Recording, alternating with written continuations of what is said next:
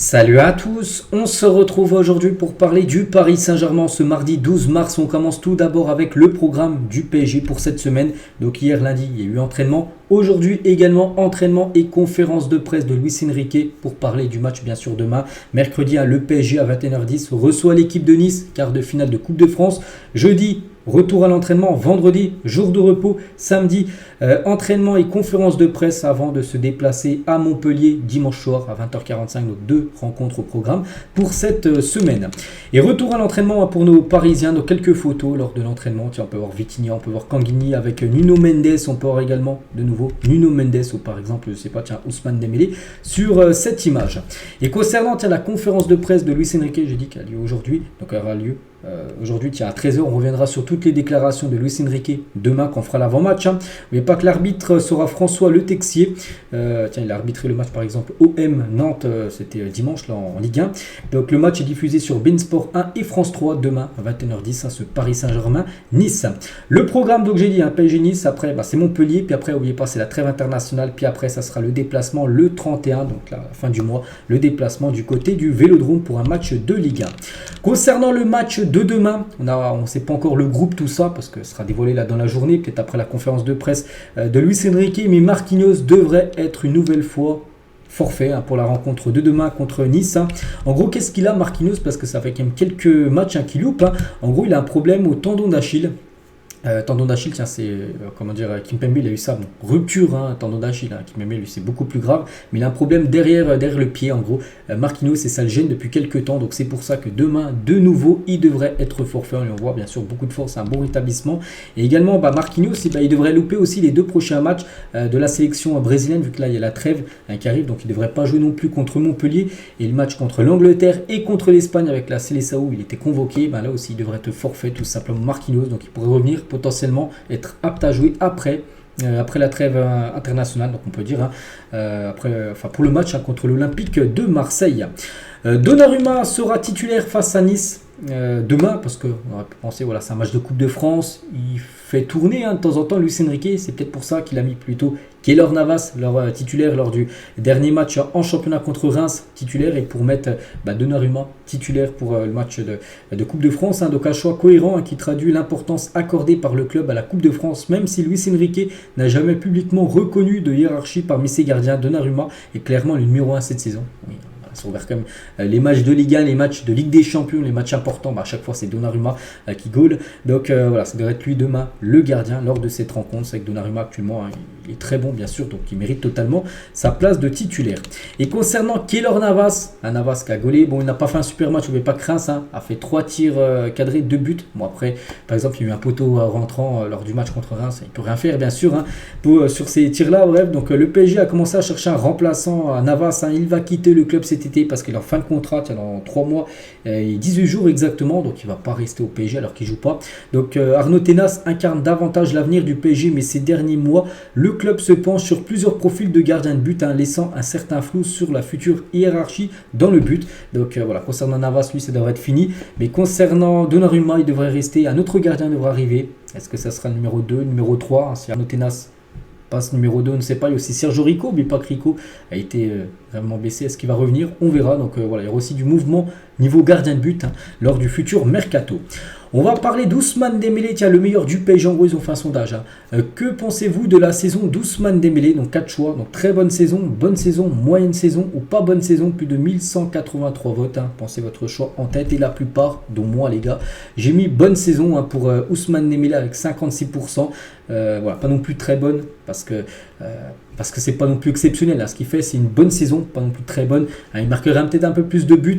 Ce serait une très bonne saison. Il a fait beaucoup de passes D, tout ça. On sait qu'il peut faire mieux, Ousmane Dembélé, mais c'est plutôt très correct. Donc c'est pas non plus moyen et pas bon. Donc je pense que pour ça que la plupart ont mis, c'est une bonne saison ce qu'il est en train de réaliser. Ousmane Dembélé, la saison prochaine, on espère que ça serait une très bonne saison de sa part. La composition du Paris Saint-Germain la saison prochaine avec le retour de Xavi Simons, donc avec les départs et les arrivées. Par exemple, il n'y a plus d'Mbappé, vu qu'Mbappé on sait qu'il sera plus là. Mais par exemple en attaque, ça pourrait être Dembélé, ça peut être Gonzalo Ramos et Brahim Bradley Barcola, donc sans les futurs recrues, parce que bien sûr le PSG va recruter, ils vont pas faire un mercato estival l'été prochain en perdant Mbappé, et sans renfort, hein, donc là c'est avec les joueurs aptes à jouer. Donc Xavi Simons devrait revenir au club, Xavi Simons, donc lui on compte OK dedans, en numéro 10, Ugarte, Zeremri, puis derrière, voilà, Nuno, Hakimi, Marquinhos, Hernandez et Donnarumma, pas mal. N'oubliez pas qu'il y aura des renforts, renforts certainement offensifs. Je pense que c'est aussi Menvia. Je pense que Ramos irait peut-être sur le banc. Il faut voir aussi un milieu de terrain, Bernardo Silva aussi, que le PSG cible comme depuis pas mal de temps. Il pourrait aussi bien sûr être présent dans cette équipe. Donc on verra, mais voilà à quoi pourrait ressembler peut-être 3/4 de l'équipe, on peut dire, la saison prochaine pour le PSG. Luis Enrique est-il en train de perdre son vestiaire? Regardez, sur l'émission Roten sans flamme hier, donc il abordait plusieurs sujets. Et il y a un sujet, les gars, regardez, le troisième sujet. Voilà, contre Luis Enrique, est-il en train de perdre son vestiaire? Je ne comprends pas du tout pourquoi il parle de ça, Jérôme Roten, alors que ça se passe plutôt bien sûr dans le vestiaire. Donc voilà, 10 points d'avance en Ligue 1, première depuis plusieurs années, qualifié en quart de finale de Ligue des Champions, qualifié en quart de finale et favori de la Coupe de France, une gestion des joueurs au top, une communication du coach au top. Et voilà, Roten s'enflamme dans son émission, il aborde des questions en gros où il se demande comment Enrique est en train de perdre son vestiaire. Donc, voilà, on ne comprend pas du tout son choix, on peut dire, de répondre à cette question. Bref, Gonzalo Ramos, depuis le début de l'année 2024, c'est 6 buts en 10 matchs, c'est pas mal, bien sûr pour Ramos, encore buteur contre Reims. Totale confiance en lui, il lui fallait un peu de temps pour récupérer de sa grosse perte de poids, c'est parce qu'il a une infection, il était malade, je sais plus, c'était il y a à peu près 2-3 mois, et pendant un mois et demi, il a perdu pas mal de poids, il jouait pas parce que ça n'allait pas trop. Donc depuis, il a repris, on veut dire, du poil de la bête et ça va bien mieux pour Gonzalo Ramos. Voilà, 6 buts en 10 matchs, c'est pas mal en ce début d'année 2024. Antoine Comboiré à l'équipe. Comboiré, n'oubliez pas que c'était un ancien coach du PSG à l'époque. Je suis impressionné par le travail de Luis Enrique. Il fait des choses que peu d'entraîneurs font, à part peut-être Guardiola. Je pense à sa façon de faire tourner son effectif de manager. Toujours avec Comboiré sur Luis Enrique, sa capacité à faire accepter par les joueurs, tous internationaux, ses méthodes, ça m'impressionne. Pour répéter le contre-pressing, il faut avoir un état d'esprit irréprochable. Toujours avec lui, le message qu'il fait passer, c'est « Je prépare l'avenir et dans le même temps, mon joyau, je le préserve et je le fais jouer lors des grands matchs. » Donc là, on pense bien sûr à Kylian Mbappé. Je perçois son message ainsi. Mbappé n'a qu'une idée, c'est sortir par la grande porte. Voilà.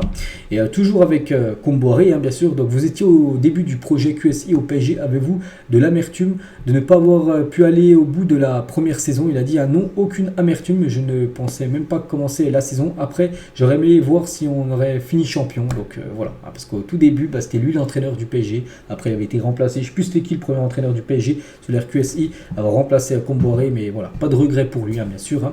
Pour l'ancien coach parisien.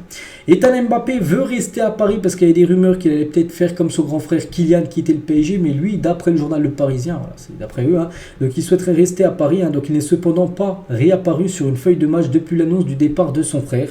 Voilà. Seul l'avenir nous dira s'il s'agit d'une coïncidence. Par ailleurs, Kylian Mbappé sera titulaire contre Nice en Coupe de France. Donc voilà. Bon, Mbappé, on sait que demain, c'est un match important. Là, il n'y a pas de banc. Là, c'est un match où c'est élimination directe. Coupe de France. Donc, il jouera certainement tout le match, même Kylian Mbappé. Et voilà. Concernant son frère, les gars, on ne sait pas s'il va faire comme son grand frère Kylian, partir dans un autre club ou soit rester au PSG. Je pense que le mieux pour lui, c'est de rester bien sûr du côté bien sûr de l'équipe parisienne. Et en parlant de Kylian Mbappé, donc il devrait figurer parmi les 3 joueurs français de plus de 23 ans qui devraient participer aux Jeux Olympiques. Voilà, parce que là, il y a les JO de Paris, bien sûr, vous savez, l'été prochain. Donc il devra Griezmann, Giroud et Kylian Mbappé. Bon, on ne sait pas s'il sera. Il aura l'accord de son nouveau club, bien sûr, pour jouer ces JO, mais voilà. Il devrait jouer cette compétition. Il y a 9 ans, jour pour jour, j'en ai parlé hier, souvenez-vous, j'ai dit Thiago Silva a marqué un but d'anthologie crucial contre l'équipe de Chelsea, l'un des matchs les plus stressants sous la direction de QSI, mais je n'avais pas dit le scénario en gros du match. Regardez cette rencontre Chelsea-PSG. Donc le PSG s'est imposé au match aller, donc le match retour, il fallait ne pas perdre, et le PSG perdait, puis le PSG tout simplement avait réussi à envoyer en prolongation l'équipe de Chelsea, et surtout Paris avait pris un rouge. Regardez, Zlatan à la 31e minute de jeu à l'extérieur, à Chelsea, tout ça. Tu joues à 10 contre 11. Et regardez, David Luiz avait marqué un but à la 86e. Thiago Silva, ce but de la tête, les gars, à la 114e minute de jeu, il avait permis tout simplement au PSG de se qualifier pour je crois que c'était pour les quarts de finale, bien sûr, de cette Ligue des Champions. Ça avait été une magnifique saison, bien sûr, pour l'équipe parisienne. Donc voilà, les gars, tout ce qu'il y a à dire aujourd'hui. J'espère que ça vous a plu. On se retrouve demain. Demain, la vidéo sortira plus tôt. On fera l'avant-match, bien sûr, du match PSG Nice prévu demain soir. Allez, bonne journée et à demain.